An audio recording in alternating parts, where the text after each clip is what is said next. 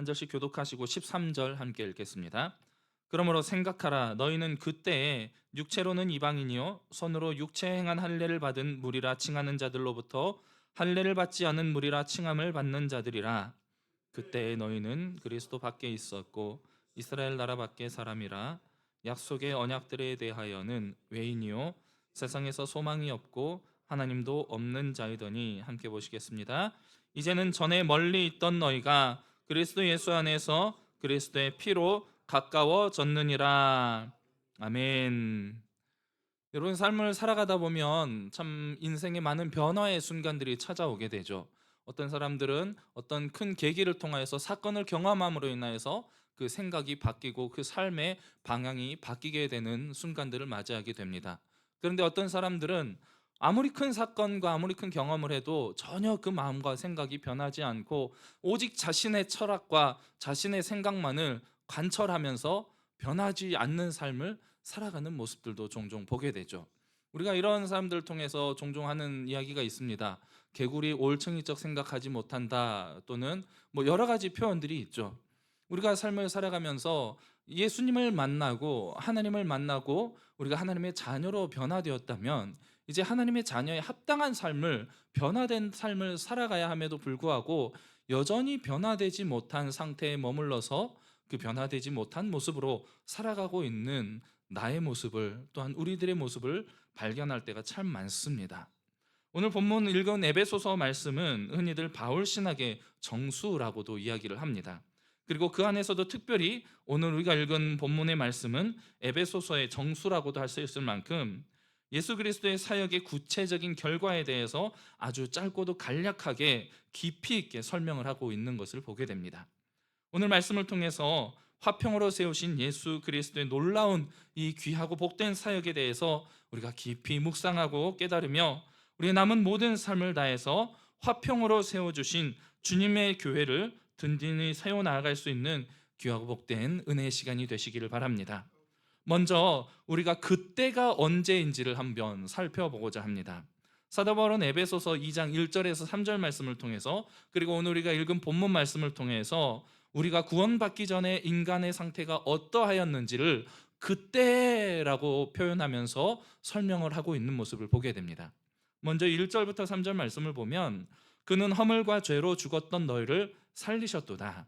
그때에 너희는 그 가운데서 행하여 이 세상 풍조를 따르고 공중의 권세 잡은 자를 따랐으니 곧 지금 불순종의 아들들 가운데 역사하는 영이라. 전에는 우리도 다 그 가운데서 우리 육체의 욕심을 따라 지내며 육체와 마음에 원하는 것을 하여 다른 이들과 같이 본질상 진노의 자녀이었더니. 그리고 오늘 본문 말씀 11절 12절 통해서 다시 한번 그리스도 밖에 있을 때에, 그때에 우리가 이방인의 상태에 대해서 이야기를 하고 있는 것을 보게 됩니다. 그때 아직 그리스도인이 되지 못했던 우리는 모두 이방인이었고 무할례 받은 무할례당이었다는 것이죠. 그리고 그때 우리는 그리스도와는 아무런 상관이 없었던, 태생적으로도 그리고 정치적으로도 문화적으로 지리적으로도 이방인의 상태에 놓여 있었다는 것이죠. 그렇기 때문에 우리는 아브라함을 통해서, 모세를 통해서 이스라엘 백성에게 주신 하나님의 언약과는 아무런 관계가 없었던 자들이었다는 것입니다. 오직 세상에만 소망을 품고 살아가면서 영적으로는 너무나 타락해서 무지해서 하나님을 찾을 수도 없고 알 수도 없는 어둠 속에 머물러 있던 어둠의 자식들이었다는 것이죠. 이렇게 그때에 머물러 있는 사람들은 세상에만 소망을 두고 살아가기 때문에 예수님에 대해서 듣고 심지어는 예수님을 만나기까지 했던 예수님의 당시에 수많은 사람들이 어떻게 합니까? 예수님을 쫓아내고 십자가에 못 박아 죽이기에 앞장섰던 모습을 우리는 기억합니다. 오늘날 이제 우리는 대부분 세상 모든 사람들이 예수님에 대해서 듣게 되었습니다. 그리고 알게 되었죠.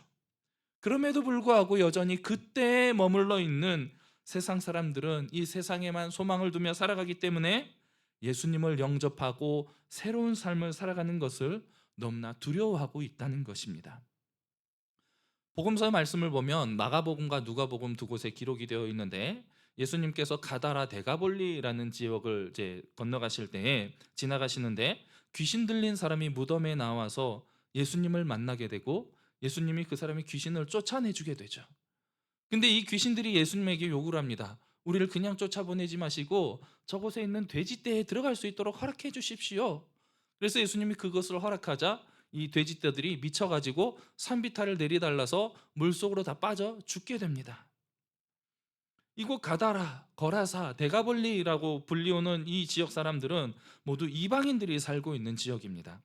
이들은 여전히 그때에 머물러 있었던 사람들로서 예수님께서 이렇게 귀신을 쫓아내고 이 귀신 들린 사람에게 영적인 평화가 임하게 되었던 그 모습을 보지 못하고 어떻게 합니까?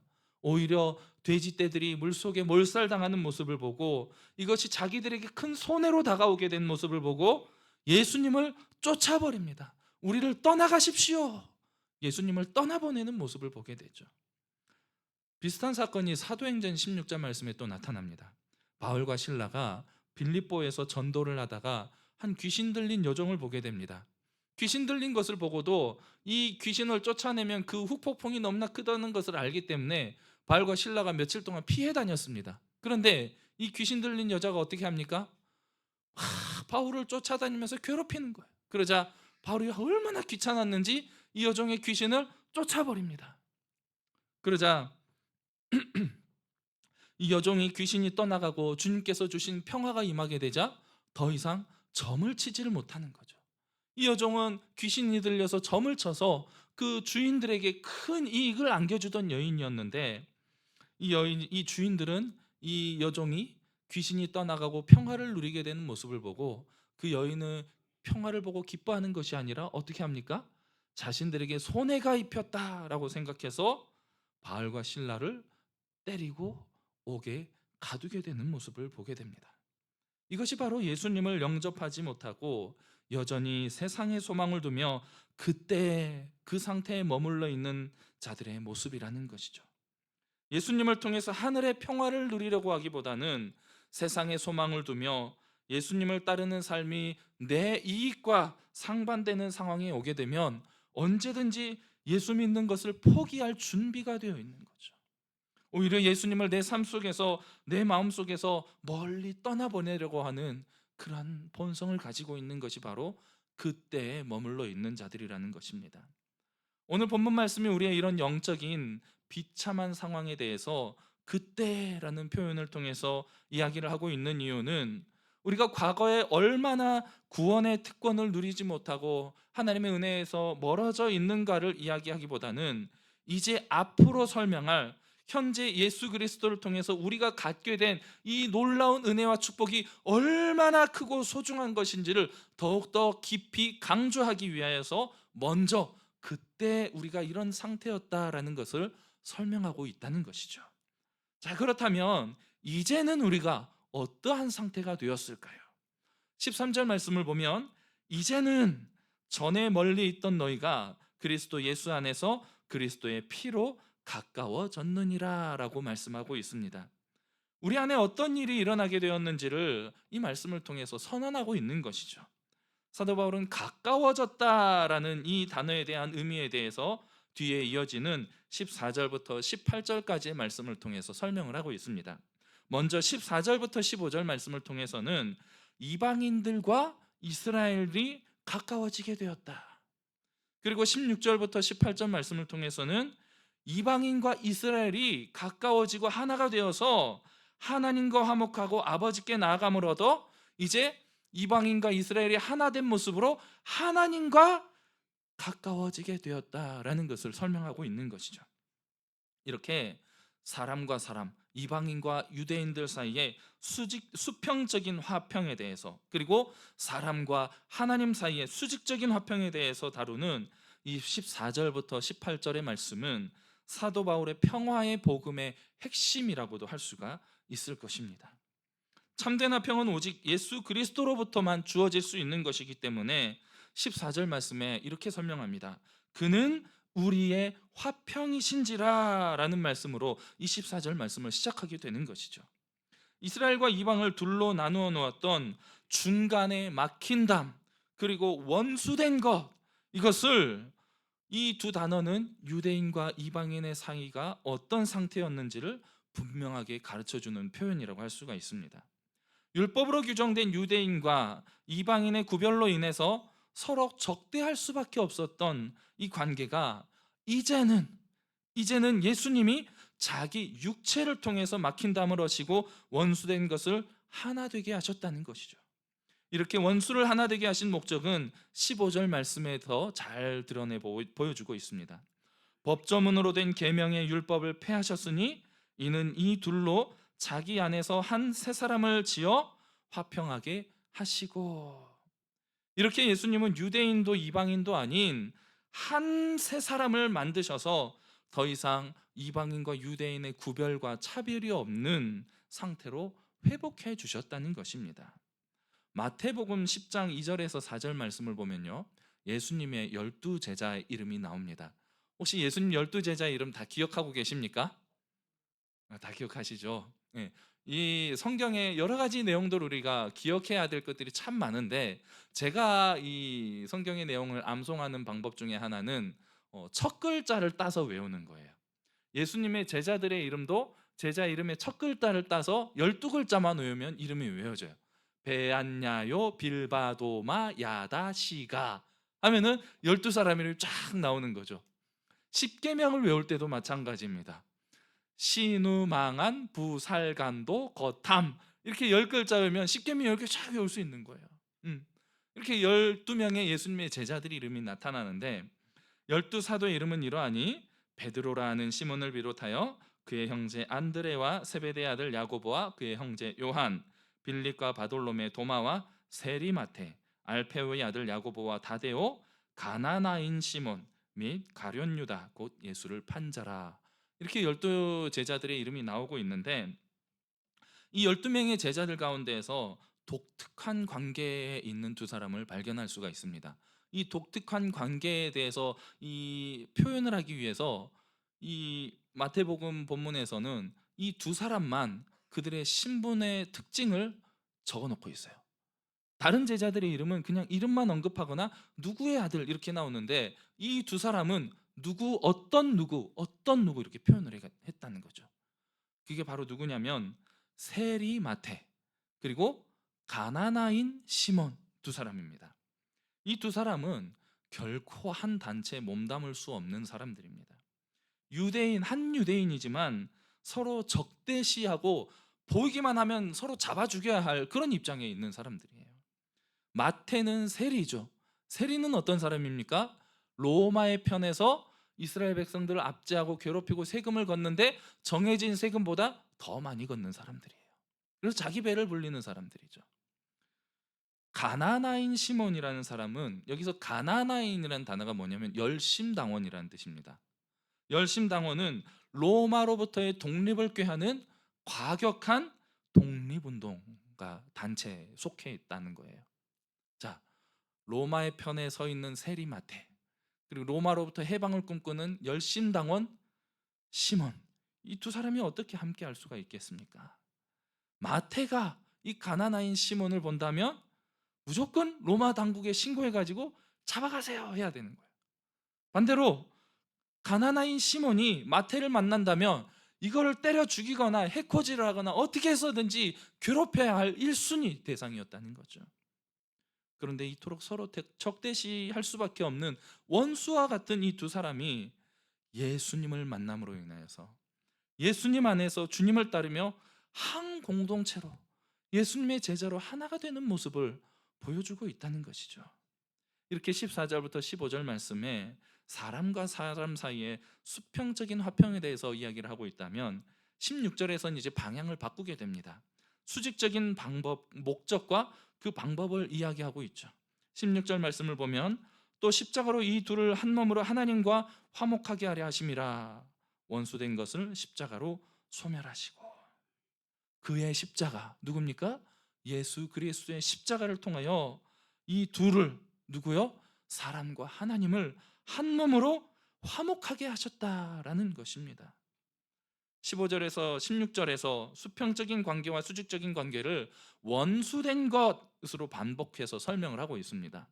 유대인과 이방인의 원수된 것, 사람과 하나님 사이에 원수된 것, 이 깨어진 원수되었던 관계가 다시 각각 예수 그리스도 자기 육체로 그리고 십자가로 화목하게 되었다는 것을 우리에게 가르쳐주고 있는 것이죠. 그리고 17절 말씀에선 이어서 이사야서 57장 19절 말씀을 인용하고 있습니다. 먼 데 있는 너희와 가까운 데 있는 자들에게 평화가 전해졌음을 선포하고 있죠. 또 오셔서 먼 데 있는 너희에게 평안을 전하시고 가까운 데 있는 자들에게 평안을 전하셨으니 라고 말씀하고 있습니다. 14절부터 15절까지 수평적 대인관계 가운데에 원수되었던 관계에 화평을 주신 것에 대한 이야기, 그리고 16절부터 17절에 수직적 대신 관계에 있어서 원수되었던 관계를 화평하게 해주신 예수님에 대한 설명을 통하여서 이제 18절에서는 결론적으로 우리의 화평이신 예수님이 하신 일이 삼위일체 하나님과의 관계를 통해서 다시 한번 정리되어지고 있는 것이죠. 성자이신 예수 그리스도의 사역을 통하여서 이방인과 유대인인 우리 모두가 한 성령 안에서 성부이신 아버지께 나아가게 되었다는 것입니다. 결국 하나님과의 화평의 관계를 회복하기 위해서는 우리를 위해 피 흘리시고 십자가를 지신 예수 그리스도의 사랑을 본받아 화평이 우리 가운데 회복되어질 때에 이루어지게 될 수 있다는 것이죠. 자, 이렇게 우리가 예수 그리스도의 십자가의 은혜로 사람과 사람 사이의 화평, 그리고 사람과 하나님 사이의 화평이 이루어지게 되었다면 그 다음 이제는 어떠한 삶을 살아가야 할까요? 19절 말씀에서는 그러므로라는 단어로 시작해서 이제 우리가 어떠한 삶을 살아가야 할지에 대해서 가르쳐 주고 있습니다. 이제 우리는 더 이상 이방인이 아니라 성도들과 동일한 시민, 즉 하나님의 권속이 되었다는 것이죠. 그러므로 이제부터 너희는 외인도 아니요 나그네도 아니요 오직 성도들과 동일한 시민이요 하나님의 권속이라 라고 말씀하고 있습니다. 앞에서 원수되었던 것으로 정의되었던 관계가 이제는 평화의 관계를 넘어서 그리스도 예수의 구원의 사역으로 말미암아 하나님을 아버지로 모시게 되는 하나님의 가족이 되었다는 거예요. 하나님의 자녀가 되었다는 것입니다. 하나님의 권속이라는 이 19절의 표현은 성경에서 아버지, 아들, 양자됨, 형제 이런 여러 가지 다른 표현들로서 성경 전체에 나타나는 하나님의 가족으로 비유되는 아주 중요한 단어라고 할 수가 있습니다. 이 20절에서 22절 말씀을 통해서 그리고 사도 바울은 이어서 이제 그리스도를 통해 하나 된 교회 공동체를 건물에 비유해서 이야기를 하고 있는데 제가 읽어드리겠습니다. 너희는 사도들과 선지자들의 터 위에 세우심을 입은 자라. 그리스도 예수께서 친히 모퉁이 돌이 되셨느니라.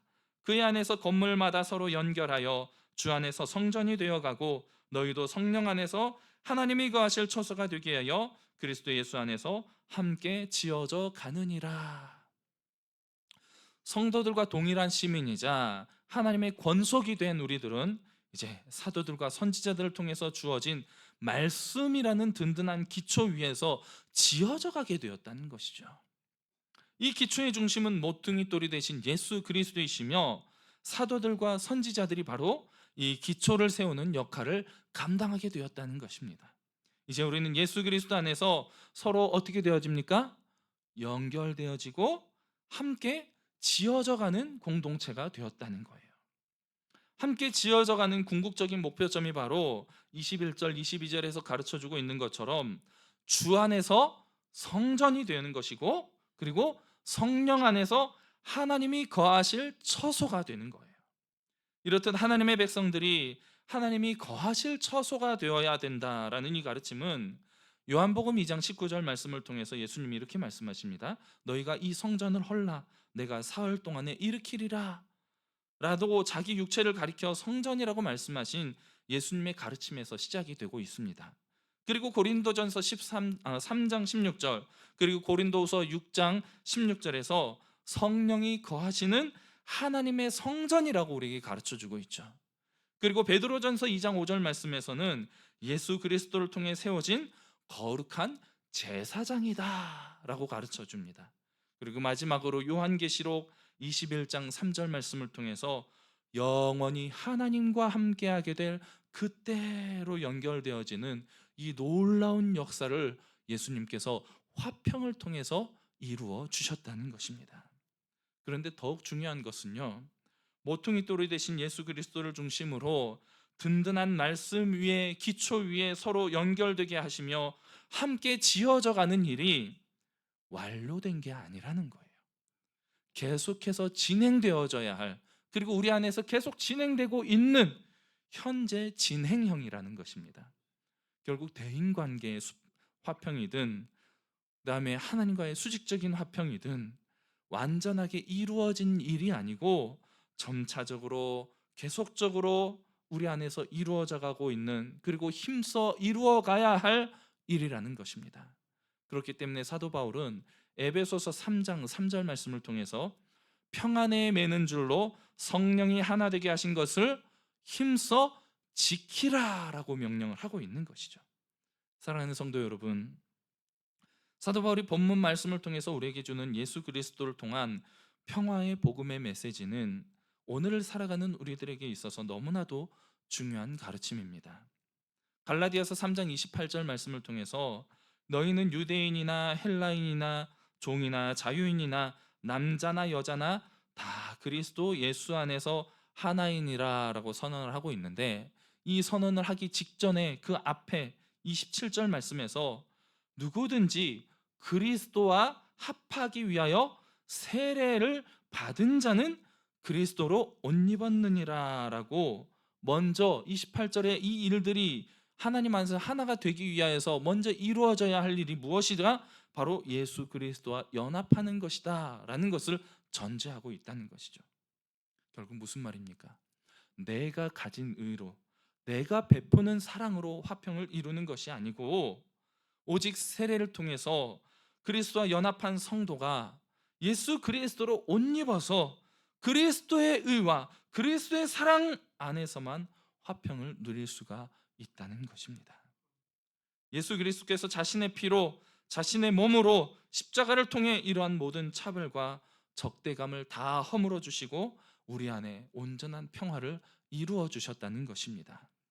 우리가 정말로 하나님께서 예수 그리스도 안에서 이루실 구원을 믿고 따르는 성도라면, 하나님의 은혜 안에 거하게 된 하나님의 자녀라면, 이러한 모든 차별과 갈등, 그리고 적대적인 이 모든 문제들을 예수 그리스도 앞에 내려놓고 우리의 마음과 삶을 다시 되돌아보아야 할 것입니다. 혹시 우리 안에 아직 여전히 분쟁의 씨앗이 남아있고 미움의 씨앗이 남아있다 할지라도, 오늘 본문 말씀이 가르쳐주고 있는 것처럼 그리스도를 통해 함께 지어져 가는 교회는 계속해서 이어지고 있는 현재 진행형이기 때문에 현재의 상황에, 그리고 우리의 연약함으로 인하여서 낙심하고 마냥 넘어져 있을 필요가 없다는 것입니다. 교회는 언제나 이 땅에서 완벽해지는 것이 목적이 아니고, 하나님께서 이 교회를 통하여서 이러한 화평의 일들을 이루어가고 계심을 매일매일 새롭게 경험하고 세상 속에서 드러내는 이 올바른 삶의 과정 자체가 중요하다는 것입니다. 마지막으로 우리가 정말로 잊지 말고 기억해야 할 것은, 대인관계의 화평이든 대신관계의 화평이든 이 모든 일의 중심이 바로 예수 그리스도께 있다는 것을 꼭 기억하시기 바랍니다. 먼저 예수님과의 연합이 우리 안에 이루어지게 되었습니다. 예수님의 피와 그의 상하고 찔리신 육체와 그의 십자가가 우리의 모든 적대적인 담을 허물고 우리 안에 평화가 임하게 되었다는 것입니다. 날마다 그리스도 안에서 주님과 동행하시며 아름다운 교회로 함께 지어져 나아가며 성령이 하나 되게 하신 것을 겸손함으로 힘써 지켜 나아가시기 바랍니다. 예수님을 통해 주어진 이 놀라운 은혜와 평안에 넘치는 복된 삶을 살아가실 수 있는 저와 여러분의 삶이 되었으면 좋겠습니다. 그리고 이 평안 안에서 온전한 예배를 통해 하나님과 평화를 누리시며 날마다 하늘의 복을 누리시는 우리 모든 성도님들 다 되시기를 주님의 이름으로 간절히 축복합니다.